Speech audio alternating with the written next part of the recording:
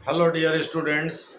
आज जैसा कि मैं पहले से बताता आ रहा हूँ, आज मैं पॉलिटिकल साइंस और इंटरनेशनल रिलेशंस यानी PSIR ऑप्शनल से रिलेटेड किसी टॉपिक पर चर्चा करने जा रहा हूँ। आज का जो टॉपिक है वो पोस्ट मॉडर्निज्म है, जो वर्ष 2017 में UPSC ने पेपर फर्स्ट में सब क्वेश्चन सी में पूछ रखा है, यानी सेक्शन ए के क्वेश्चन नंबर 1 के सब क्वेश्चन सी में पूछ रखा है। पोस्ट मॉडर्निज्म पर आपको 150 शब्दों में लिखना है। पोस्ट मॉडर्निज्म के बारे में संक्षेप में हम बात करेंगे सरल भाषा में। उसके बाद जैसा कि मैं बताया हूँ, मंडे टू सैटरडे हम लोग करंट अफेयर्स के किसी टॉपिक पर चर्चा करते हैं और संडे को हम लोग ऑप्शनल पर चर्चा करते हैं। तो आज का जो टर्न है वो ऑप्शनल का है और आज का जो टॉपिक है वो पोस्ट मॉडर्निज्म का है। आपको हम बताते चलें, पोस्ट मॉडर्निज्म पे पहली बार 1844 से 1900 के बीच जो जीवन काल रहा है, फ्रेडरिक नीत्शे, FREDERICH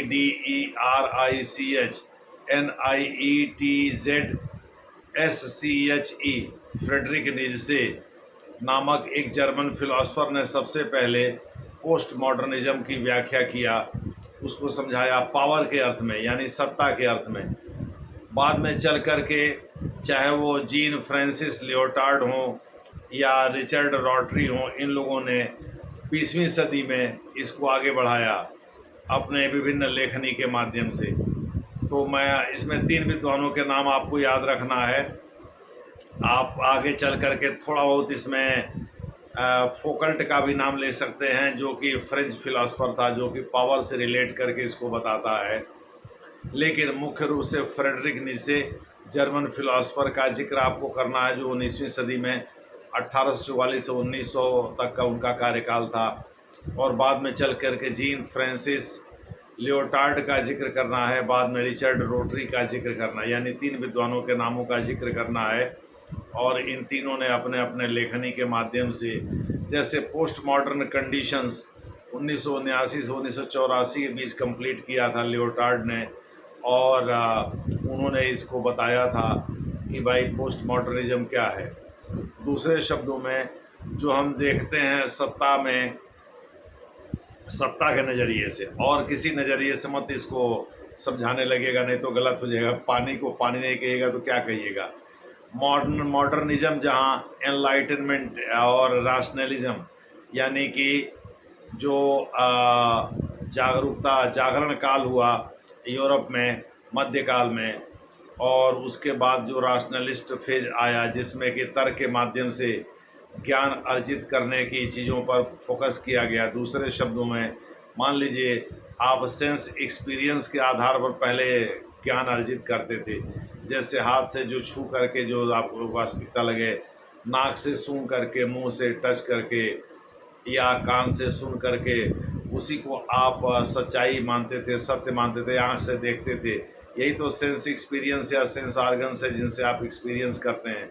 उदाहरण के लिए मान लीजिए कि अगर डेहरी के नीचे एक तो बेल्ट रखा हुआ है और आपके यहाँ की कोई महिला उसको बेल्ट, आपके बेल्ट समझ करके उसको पकड़ती है, और पता चला वो वही काले रंग का है, रात के अंधेरे में वो काला ही दिखाई पड़ता है। दीपक के उजाले से इतना उजाला तो होता नहीं है कि डेहरी के नीचे भी उजाला हो जाए। तो पता चला कि वो सांप है, सांप की पूंछ पकड़ लिया, संजोग से बच गई। दूसरे शब्दों में छू करके ये तो पता चल जाएगा कि वो बेल्ट है, कि वो कोई लिप करने वाला मांस है। दूसरे शब्दों में सांप मान लीजिए चुछुंदर खाकर या कुछ और खा कर के बेहोश पड़ा हुआ है या लेटा हुआ है, और उसकी पूंछ पकड़ लिया आपने, तो वो काटा नहीं, आप बच गए। लेकिन इतना तो आप बता ही सकते हैं कि वो बेल्ट है, कि वो सांप है, या वो कोई और चीज़ है।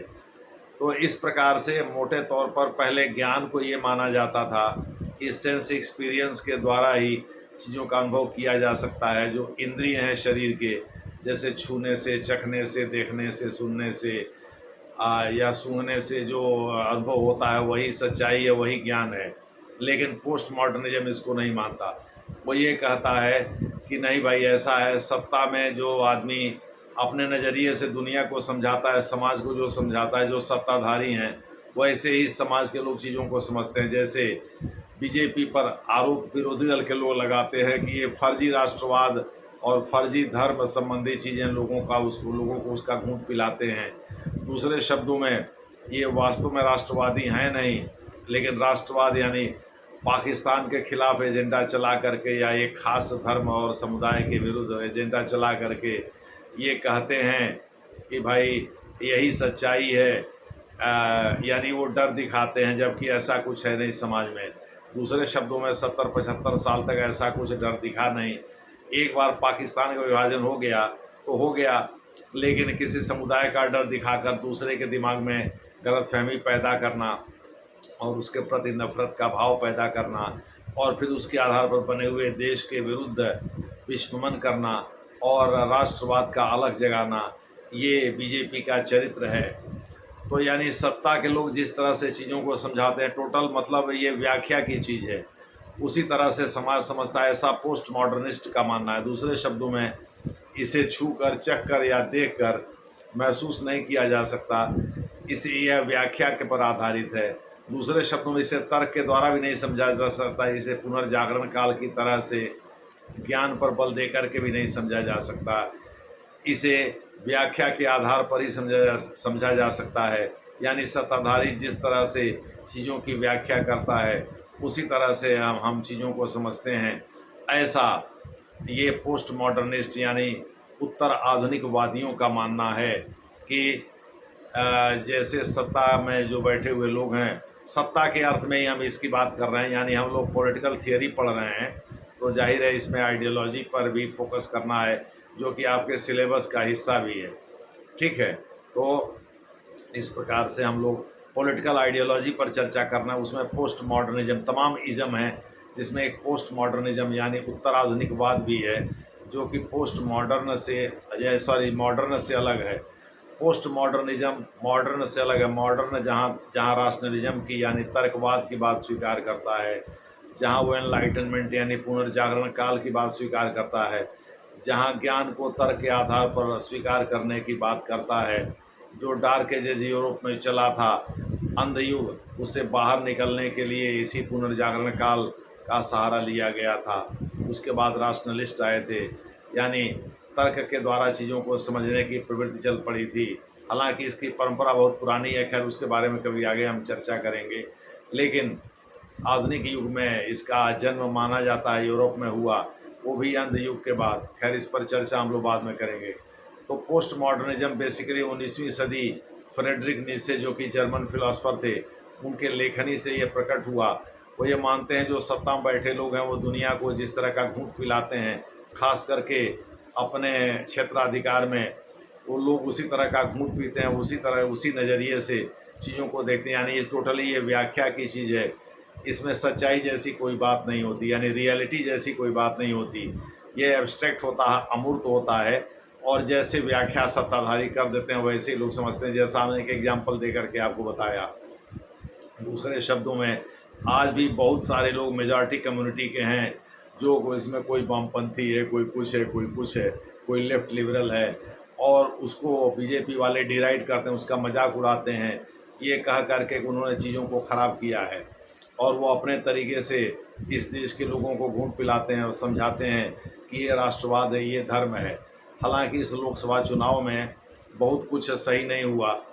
मोटे तौर पर ऑब्जेक्टिव रियलिटी को पोस्ट मॉडर्निस्ट जो है एक फर्जीवाड़ा मानते हैं। वो ये मानते हैं कि जो मॉडर्न को मानने वाले यानी जो आधुनिकतावाद को मानने वाले लोग हैं, उन लोगों ने ये कहा कि तर्क के द्वारा हम ज्ञान अर्जित कर सकते हैं, और ऑब्जेक्टिव रियलिटी यानी वस्तुनिष्ठ सच्चाई होती है जिसे हम आंखों से देख सकते हैं, जिसे हम महसूस कर सकते हैं। लेकिन सच्चाई तो ये है, जहाँ तक सत्ता का सवाल है, तो उसके अर्थ में जैसा सत्ताधारी समझाता है समाज को, जैसा घूंट पिलाता है, उसी तरह से समाज उसका घूंट पीता है और उसी तरह से चीज़ों को समझता है। यानी दूसरे शब्दों में ऑब्जेक्टिव रियलिटी जैसी कोई चीज़ नहीं होती, सब चीज़ व्याख्या पर निर्भर होती है। यही पोस्ट मॉडर्निज्म है। आगे चल कर के फ्रेंच फिलासफर फोकल्ट आदि ने भी इसको थोड़ा सा आगे बढ़ाया। खैर उस पर हम लोग बाद में चर्चा कर लेंगे जब किसी और टॉपिक का जिक्र करेंगे। तो बहरहाल हमने मॉडर्न और पोस्ट मॉडर्न के बीच अंतर बताया, यानी मॉडर्निज्म और पोस्ट मॉडर्निज्म के बीच अंतर बताया। और आपको ये बताया कि मॉडर्निज्म जहाँ ऑब्जेक्टिव रियलिटी को मानता है, पुनर्जागरण काल और राशनलिस्ट यानी तर्कवादिता को मानता है, वहीं पोस्ट मॉडर्निस्ट व्याख्या को मानते हैं। वो मानते हैं वास्तविकता जैसी कोई चीज़ नहीं होती, जैसे चीज़ों को हम समझते हैं, जैसे जैसे व्याख्या करते हैं वैसे चीज़ों को समझते हैं। इसकी शुरुआत फ्रेडरिक नीत्शे जो कि एक जर्मन फिलोसफर थे, इनकी स्पेलिंग भी हमने बताया, FRIDRICHNIETZSCHE,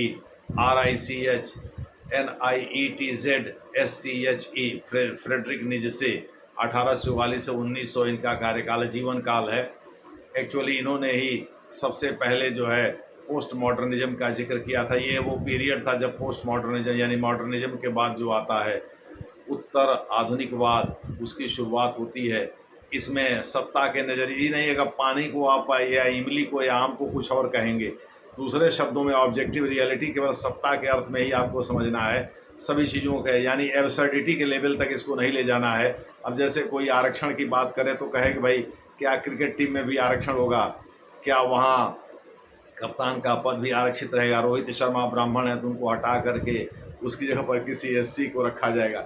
अरे भाई अफ्रीका, साउथ अफ्रीका को और दूसरे देशों को इससे क्या मतलब है कि आपका कप्तान कौन है, उसको तो हराने से मतलब है। और वहाँ केवल काबिलियत देखी जाती है, उसमें जाति पाति धर्म ये सब नहीं चलता है। ये चलता होगा लेकिन ये चलता नहीं है एक्चुअली, क्योंकि वहाँ जीतने की मंशा लेकर के टीम बनाई जाती है। खैर, तो नीत्शे साहब हर चीज़ों में एब्सर्डिटी के लेवल तक यानी बेतुकेपन के स्तर तक इसको नहीं ले जाते हैं, इसको मुख्यतः सत्ता तक सीमित रखते हैं और सत्ता के नज़रिए तक सीमित रखते हैं। धन्यवाद।